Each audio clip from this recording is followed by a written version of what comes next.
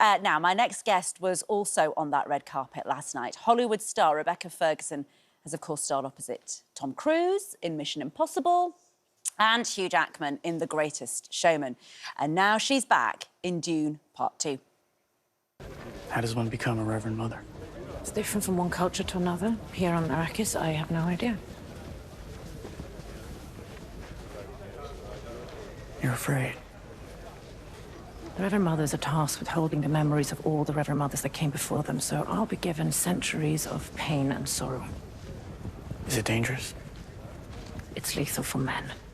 And Rebecca Ferguson How about joins that me now. ending? How about that? Rebecca, congratulations on the film. It's sort of weird to just call it a film. It's like a cinematic event. It is, I agree. And I shouldn't jinx and I shouldn't compare, but, you know, some worldly franchises that we've seen back in the day, like, it's not Star Wars, it isn't, but the epicness and... 100%. It feels like I'm a part of that little journey, but just the beginning. Yes, and don't you think that, like, you know, in fact, when I was watching it, I felt the same. I thought, this is what people in the 70s and 80s, when these films were coming out for the first time, that's what they must have felt, what I was feeling watching Dune 2, is like this sort of jaw-dropping moment of, like, this is cinema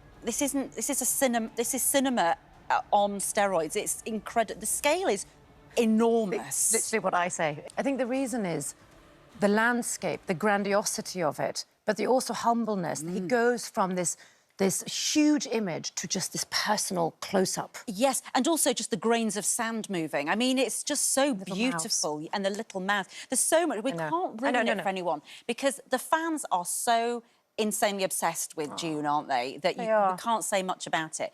But tell me a bit about your character. For those who may be coming to Dune for the first time because they're hearing about Dune 2, tell us a bit about your character. It's a second part, right? So you need to see the first, and if you haven't, naughty.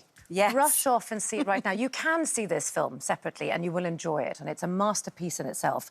But the build-up of the characters has already happened, the foundation. So we know when we enter this film about the powers, or the Bene Gesserit, of this sisterhood, of the power that the superpowers they have to make people do what they want, and also it kind of is. I compare it a bit to the medieval times, because whilst the men were on the battlefield, the women were plotting and scheming. They were marrying and tying alliances with France, or the stronger the plot.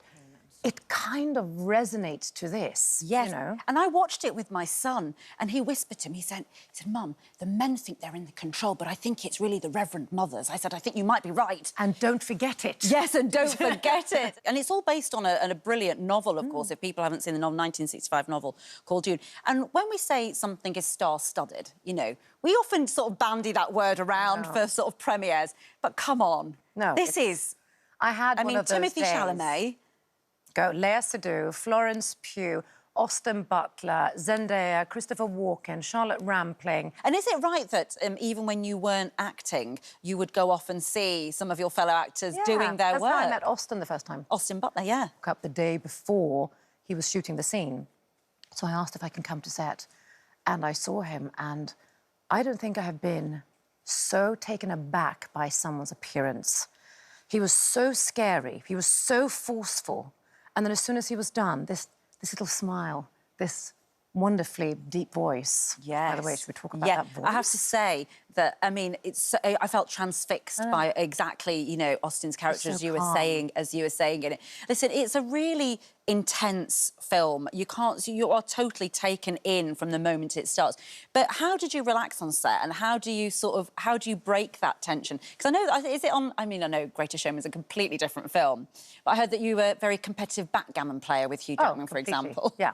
I mean, the funny thing with that was, when I came to set, there we are. When we came to set, I had my little backgammon set, and I'd see him whip out his, and he started playing with his assistant or something. And I thought, well, this is insane. I'm just going to have my little table. And then we would all just play the whole set. If you start it, it creates an ambiance for everyone to be involved. You know, it says you break the hierarchical settings. It just becomes a fun place to be. Yeah. Right? And that's Dune. But also, Timothy, Zendaya, Suella, the youth of the energy, it's just not a boring set. No.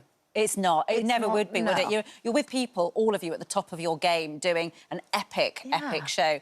Can I just ask you, sort of, when you are sort of going about your daily life, you've been in so many Mission Impossible. What is it? I mean, now will people sort of think that you've got mystical powers? I mean, is it whatever the latest thing is, people respond, you know, members of the public respond to you in that way? No, I mean, I kind of wish that my son would sort of... They think you had... respect the voice. Yes, the voice. That's, by the way, a little fun detail that I haven't mentioned yet. The voice that my character does is actually Marianne Faithfull. It's her voice. In the first film that they worked with, Because it's you snap into it and snap out of it when you want to control somebody quickly. Yeah, so when we film, I just kept on sort of, sit down, or I would just use an animated voice myself. Yes, that is really, really Her cool, recording isn't it? my voice, her voice, and then we're mixing. It's brilliant. It is 2 hours, 47 minutes long. Yep. And there is an app out that tells you when you can go for a wee. And if you download it, I will never talk to you ever again. So your tips for going in to watch Dune 2 are Pee what? before, and also hold it in. And also, but I also have this feeling that, isn't it quite exciting? If you and I would go to the cinema and you go, I really need to pee, and I'll go, I have no idea when you need to pee. Just go and I'll tell you all about it. Yes. It's a thing. Yes. And also, you're too scared to pee in case you miss the best bit, And also, so you if you hold go on. on your app, you're going to miss those 3 fantastic close-ups I just had by deciding if you're going to pee or not. Right. So don't drink, don't eat, and don't pee during the film. This is from Rebecca herself, people. But enjoy. But enjoy!